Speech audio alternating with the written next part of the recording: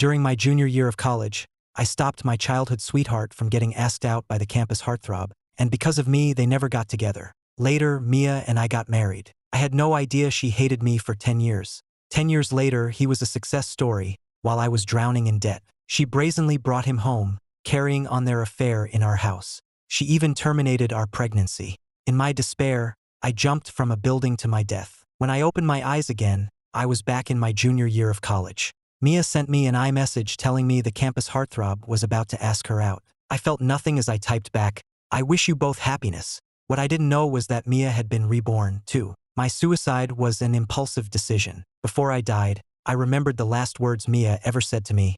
"If it wasn't for you, I would have been with Ethan Vance a long time ago." I had come home early from a business trip to celebrate our wedding anniversary with Mia. I hadn't told her, wanting it to be a surprise. But when I walked in, I saw a pair of men's shoes by the door that didn't belong to me. Then I saw the two of them tangled together on the couch, not even bothering to make it to the bedroom. When Mia saw me, she froze for just a second before pulling her shirt together, draping herself over the man, and smiling seductively. "You're back early? Perfect. Saves me the trouble. Let's get a divorce. You remember him, don't you? It's Ethan from college." I was frozen in place. After what felt like an eternity, I stammered out, "WHY? Mia and I grew up together, our families were close. In the 10 years we were married, I worked myself to the bone to give her the comfortable life she wanted. She loved designer brands, and I'd max out my credit cards to get them for her. When she got scammed and racked up a huge online debt, I took responsibility for all of it. From then on, my life was a constant barrage of calls and texts from debt collectors.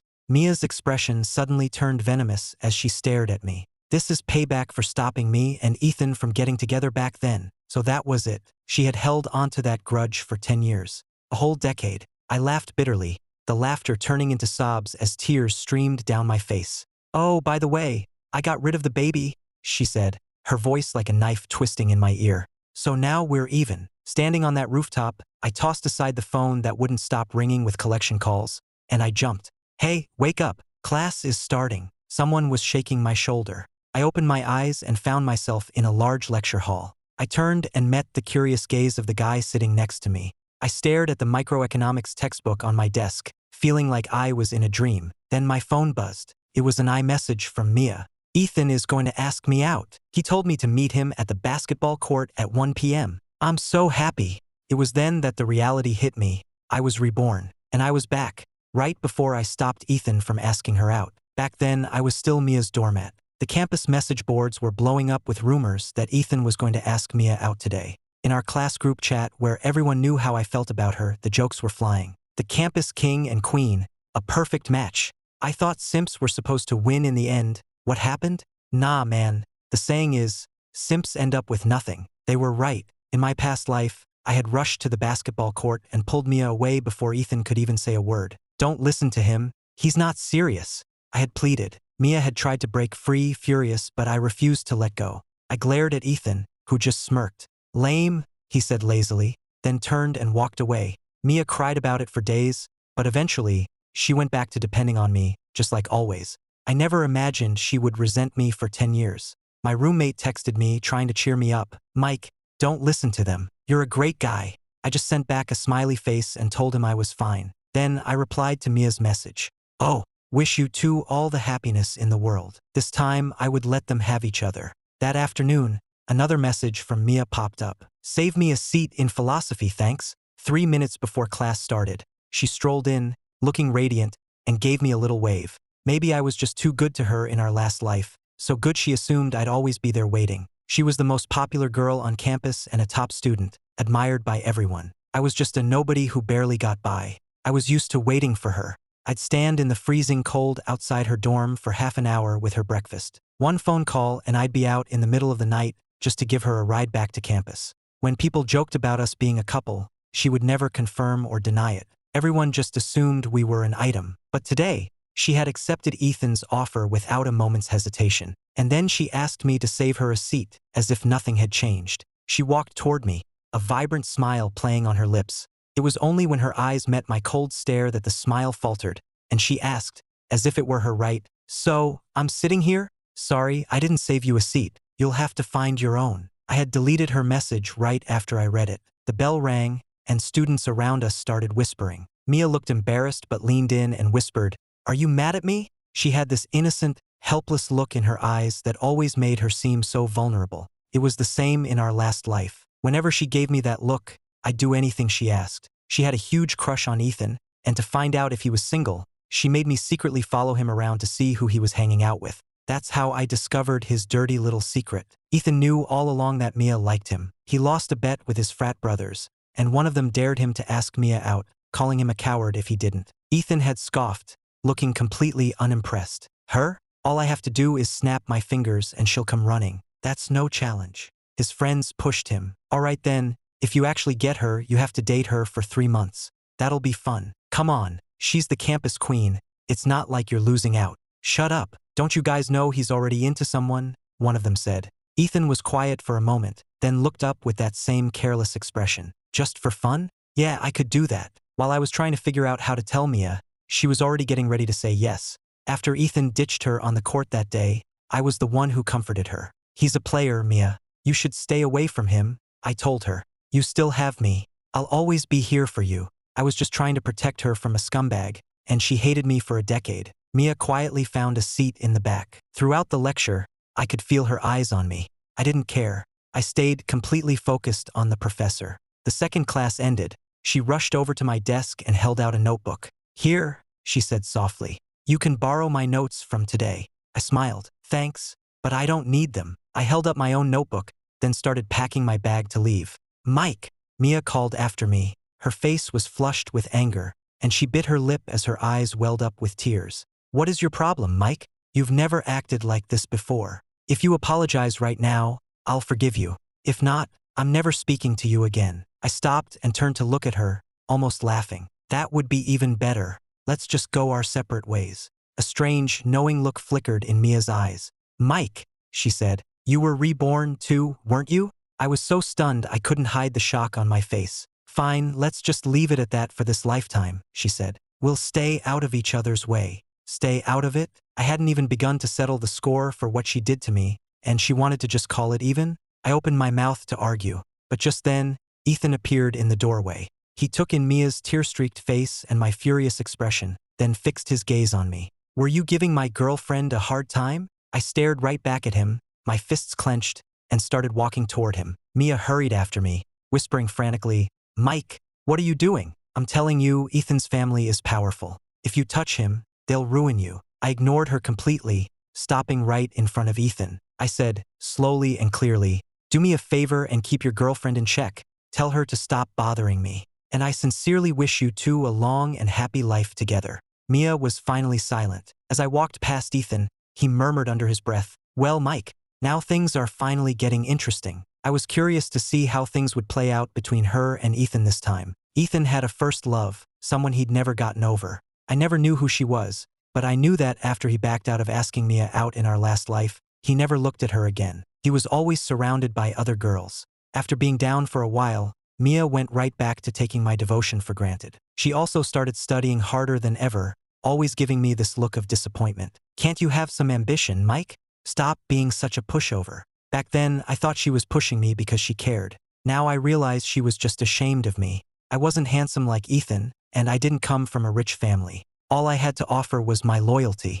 But to Mia, that was worthless. I remember the day the news announced Ethan was returning from Europe to take over his family's company. Mia just stared at the screen for the longest time. Later, when my job had me traveling all the time, I'd try to FaceTime her, but she'd never pick up. The night I died, I finally told her the whole story about Ethan's bet with his friends. When I was done, she just leaned over, kissed Ethan's neck, and looked back at me with a shrug. So what? I had been so wrong. She didn't care at all. I figured I wouldn't have to deal with Ethan again in this life. But I was wrong. I ran into him on my way back to the dorms one night. He was harassing a girl. He had her pinned against a tree near the library, her hands held above her head. They were close, but it wasn't romantic. I could see she was trembling. What the hell are you doing? I yelled. Ethan let her go, and they both turned to look at me. The girl wore thick, black-framed glasses, with bangs that nearly covered her eyes. She was pale, the complete opposite of Mia's type. Ethan sneered at me. Mind your own business. In that moment of distraction, the girl saw her chance and bolted. Ethan watched her run, shouting after her, Clara! Clara Jenkins. I racked my brain trying to place the name. She was another one of the top students in our year, but she was always quiet and kept to herself. In my last life, I heard she went to Stanford for grad school in their finance program. Later, there were rumors that she had died young, that it was suicide. Back then, I was so focused on Mia that I barely noticed anything else. Ethan just shot me a dirty look and left that night. He didn't bother me again. But after he and Mia officially started dating, they were all anyone on the campus forums could talk about. Ethan set off fireworks for her on the main quad, and they kissed while everyone cheered. He took her on trips, posting romantic photos on Instagram. And while everyone seemed to envy her, she was also getting a lot of criticism. People said she was coming back to the dorm drunk late at night, waking up her roommates. She was skipping so many of her required classes that one professor told her she'd have to retake it next semester. And she never set foot in the library anymore. I, on the other hand, became a library regular. Free from Mia in this life, I was determined to work hard for my own future. That's where I ran into Clara again. She was sitting on a couch in the second-floor lounge, facing the large windows. Sunlight streamed over her, and she had her head tilted back, eyes closed, as if soaking it in. I cleared my throat gently, and her eyes snapped open, startled. "Hey, you're planning on applying to Stanford, right?" I asked, getting straight to the point. She nodded slowly. "Could we be study partners? I want to get into their finance program too." It made sense. If we had the same goal, why not learn from the best? "You could help me with my public speaking," I offered. "My delivery is terrible. In return, I can grab your meals, save you seats in the library, whatever you need. What do you say?" She looked at me, surprised, then abruptly got up and walked away. I stood there, confused, until I heard her soft voice behind me. "Here, this is for you." Clara handed me a binder. Inside was a detailed application timeline she had made herself. "You definitely need to work on your presentation skills first," she said. "I'll show you some exercises. All you have to do is practice them every day. Can you do that?" I nodded firmly. From that day on, I followed Clara's methods, listening to recordings of famous speeches and practicing with her for an hour every day. In just 3 months, my speaking ability had improved dramatically. Clara suggested I enter the university's public speaking competition. She said winning would look great on the Stanford application. With that goal in mind, I worked even harder. I'd still see posts about Mia and Ethan on the campus forums sometimes. Mia wrote a long, emotional open letter to Ethan on Facebook that a lot of girls found romantic. After a big basketball game, Ethan grabbed Mia, who had skipped class to be there, and kissed her in front of everyone, making the crowd go wild. Everyone said they were the perfect couple. I didn't know about that. All I knew was that the ambitious, hard-working Mia I once knew was completely gone. The next time I saw Mia, I almost didn't recognize her. Clara and I were at the sign-up table for the speaking competition when we ran into her and Ethan. She was slumped against Ethan, looking exhausted,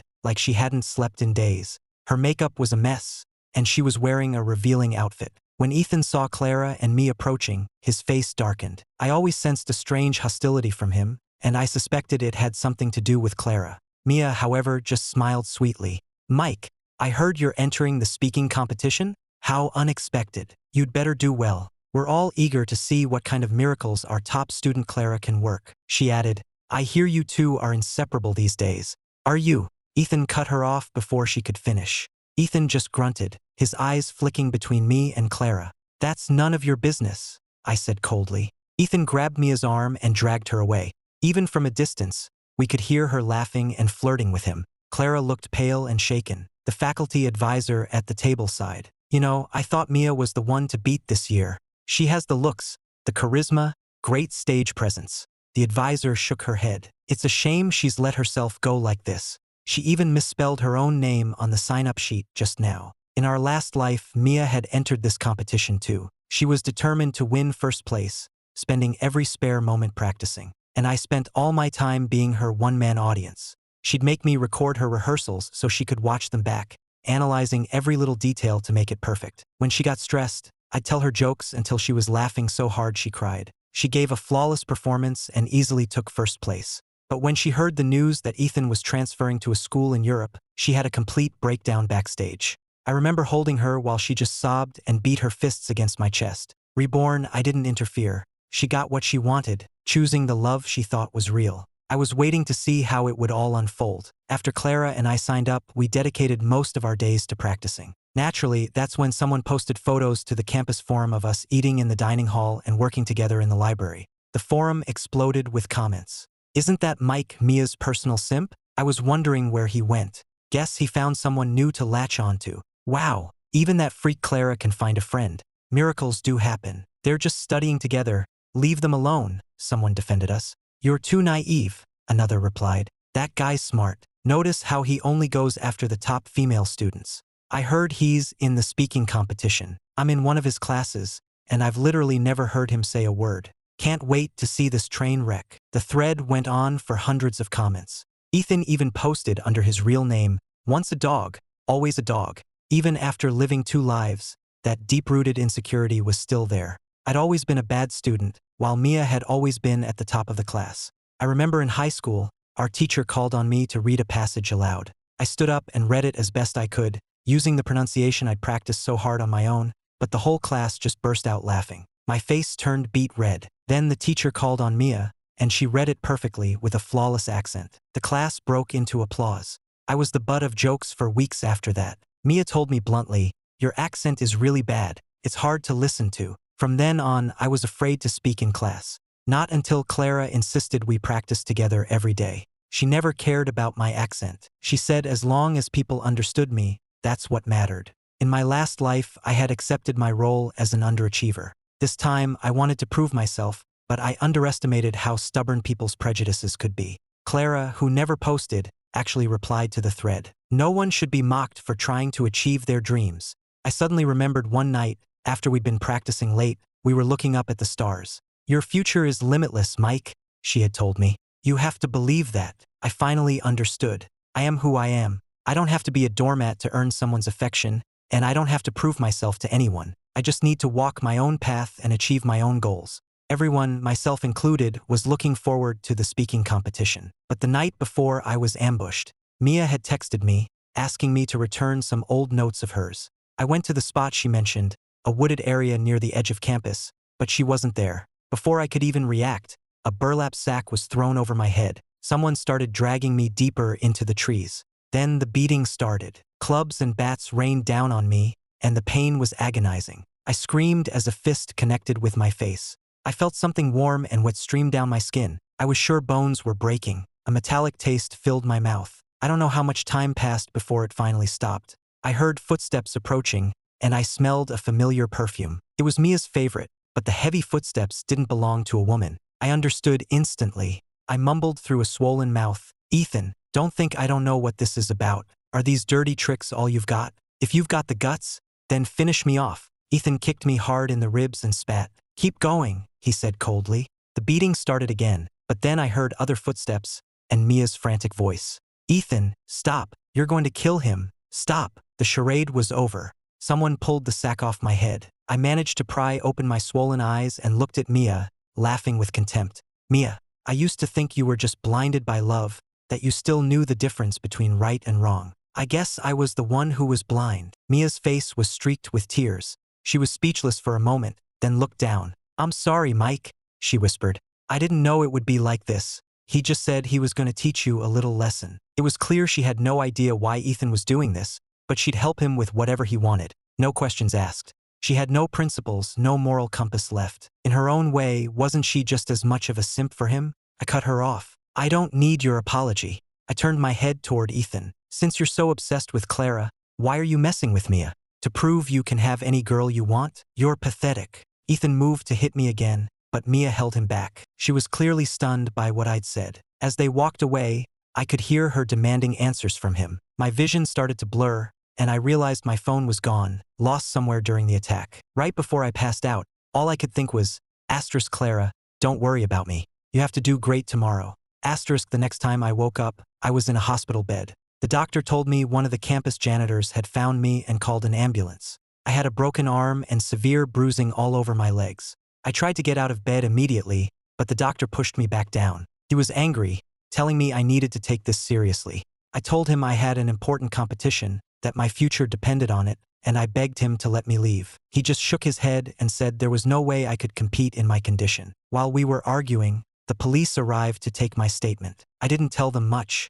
Ethan's family had money and influence. Accusing him without proof would only hurt me. As soon as they left, I tried to get out of bed again, my mind racing, but I was too weak and collapsed onto the floor.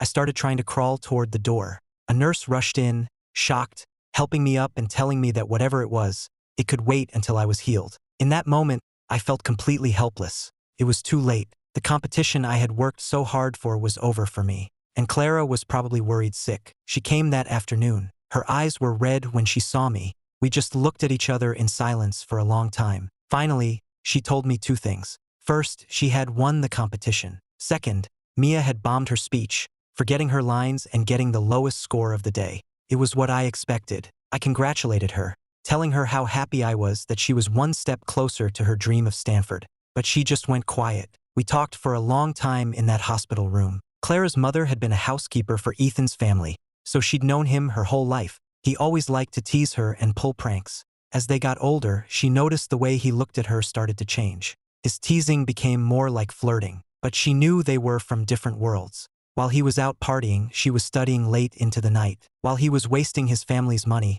she was working odd jobs to pay her tuition. His first love, it sounded romantic, but really it was just an obsession over something he couldn't have. Once he got it, the fantasy would be over. She had always been smart enough to see that. I looked at the strong, independent girl in front of me. "Clara," I said, "you deserve so much better." She smiled, and her eyes sparkled like stars. My absence from the competition became another hot topic on the forums. Some people said I chickened out, that I was all talk and had no real skill. Others said I must have been too scared to show up. A few even said they were disappointed they didn't get to hear me speak. I read the comments and just laughed. I didn't care. Clara, however, was determined to set the record straight. "I know you don't care about the prize money," she said, "but I know you wanted to prove to everyone, and to yourself, that you could do it. We should find another way for people to hear you." So one night, we went to the campus radio station. I took the microphone and, after a moment's hesitation, began to speak. "Hey everyone, this is Mike Anderson, the guy you all call a simp. But you know what? Even a simp can have dreams. And I'm not ashamed of that. I couldn't make it to the competition because I was in the hospital. I never entered to win a prize anyway. I just wanted to prove to myself that I could do it. So, I'd like to share a piece of my speech with you all now." I delivered the speech I had prepared from start to finish. My voice, broadcast over the campus speakers, echoed in the night air. My accent wasn't perfect, but I wasn't afraid anymore. The tone on the campus forums started to shift. "Damn, that guy's got guts. He's going places. Total inspiration. We should all learn from him." After that, Clara and I became even more involved in campus activities, building up our applications. I didn't hear anything about Mia for another 3 months. Then, news spread that because of her poor attendance, she had been rejected from the honors program that guaranteed grad school admission. Even the department chair said it was a shame. She seemed down for a day or two, but then she was right back to clubbing with Ethan. The next morning, she was on the roof of the tallest academic building, threatening to jump.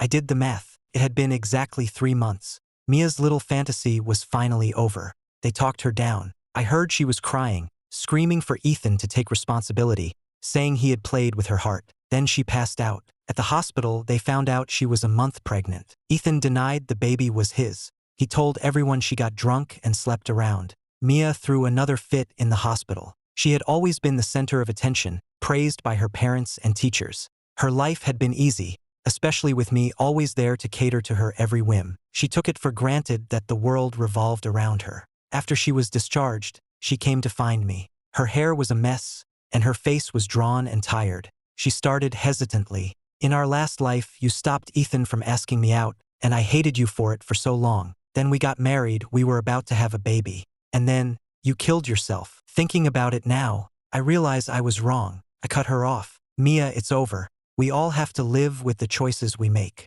Mia took a leave of absence from the university. Her grand, dramatic love affair had ended in a pathetic, miserable heap. All the people who had once envied her were now silent. Clara and I became fixtures at every academic competition and volunteer event on campus. When people asked if we were a couple, I'd just smile and say, "Not yet." Everyone assumed I wanted to prove myself worthy of Clara before I asked her out. That was part of it. But more importantly, I was waiting to see what Ethan would do next. Ethan was ruthless to his core. He wouldn't just stand by and watch his first love slip away. But it wasn't Ethan who came for me. It was Mia. It was dark when I left the library, and Mia was waiting for me by the entrance. She looked even thinner than before. Her eyes lit up when she saw me. "Can we talk?" she asked. "One last time." Mia and I did have some good memories. She used to live in the library, and I spent countless hours there just to be near her. She was beautiful when she was concentrating. Sometimes, when she was tired,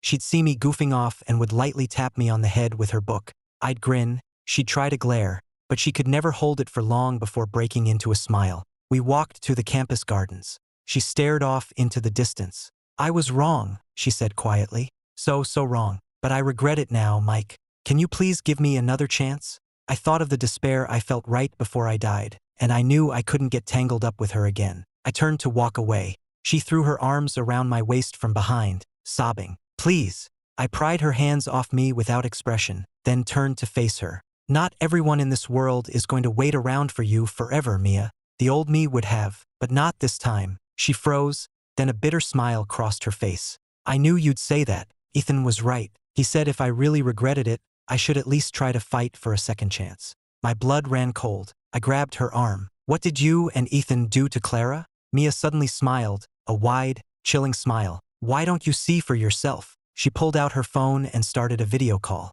On the screen, I saw a dark room like a VIP lounge in a club. Clara was lying on a couch, her eyes closed. Ethan was sitting beside her, swirling a glass of red wine. A grin spread across his face when he saw me on the screen. Ah, everyone's here. Perfect. He set his glass down and leaned slowly toward Clara. Clara didn't move, completely unconscious. Ethan moved with a strange reverence, stopping just an inch from her lips. Then, his fingers went to the buttons of her blouse and began to slowly undo them. One button, then two, then a third. Ethan, stop! I yelled into the phone. When she wakes up, she'll never forgive you. Is this what you do to the girl you supposedly love? Do you want her to hate you forever? Ethan paused. He leaned close to the camera, a slow, deliberate smile on his face. If she can't love me, then hating me is the next best thing, he said. It doesn't matter. At least I'll be the last thing she ever thinks about. Ha ha ha ha. He laughed like a madman. I had known for a while that Ethan was reborn, too. He had called me by my name the very first time we spoke in the classroom, even though we'd never been properly introduced. In our last life, I was just Mia's shadow, a total nobody. He never cared about Mia, so why would he have ever noticed me? I had thought about it long and hard. For a guy like Ethan, who had everything, what would be his one weakness if he got a second chance? The answer was Clara, and the time was now. On the couch, Clara's eyes slowly opened. She sat up. In her hand was a small, hidden camera, pointed right at Ethan. It's all been recorded, she said, her voice clear and strong. And it's already live-streaming. Ethan spun around, his face a mask of disbelief. Just then, the door to the room burst open and police officers swarmed in, arresting him on the spot. Watching it all unfold, Mia collapsed to the ground, her lips trembling, completely speechless. I looked down at her pathetic form. If you too could be reborn, I said coldly, why couldn't Clara? Her fate in our last life had been a tragic one. She had told me everything that day in the hospital. She never made it to Stanford. Instead, after Ethan raped her, he kept her locked up. Over time, her mind broke. Most days, she had no memory, no idea what was happening around her. She became completely subservient to him. Ethan took her overseas for treatment, and it seemed to help a little. Then one night, her memory and sanity returned all at once. She should have had such a bright future. She killed herself, and when she opened her eyes, she was back in college. She knew how powerful Ethan's family was, and she didn't know how she could escape the same fate. But she did know the exact date it would all begin. Today. The day Ethan had drugged her. The day her tragedy began. When Clara walked out of the police station, I ran to her and held her tight. She finally broke down, sobbing in my arms. The story exploded online, in the news, and all over campus. No matter how hard Ethan's parents tried to bury it, they couldn't fight the wave of public outrage. Reporters started digging into his past, uncovering a history of disturbing behavior and even other, more serious crimes. The campus heartthrob was now a reviled criminal. The last time I saw Ethan was at the county jail. His parents told us he had asked to see me and Clara. He was slouched in his chair, ignoring me and staring only at Clara. I can't believe I lost, he said. And to a nobody like you. He shot me a contemptuous look. Pathetic. I laughed. You want to know why? I said slowly. Because you're arrogant. You thought my being reborn wouldn't change a thing for you. But it was nobodies like us who set a trap he couldn't escape. On our way out, we ran into Mia's parents. She had been convicted as an accomplice and was being held in the same facility. Mr. and Mrs. Thompson gave me a sad, bitter smile. Seeing the gray in their hair and the forced smiles that didn't reach their eyes made my own heart ache. They handed me a folded piece of paper. "It's from Mia," her mother said. I unfolded it. There were only 5 words. Asterisk, "I'm sorry. I wish you well." Asterisk, yes, I thought. This time, my future would be bright. Clara and I both got our acceptance letters from Stanford's finance program. It's funny how fate works. My application was a little weak in the extracurricular section without the speaking competition win. But it turned out one of the admissions officers had been on campus visiting that night and heard my speech over the radio.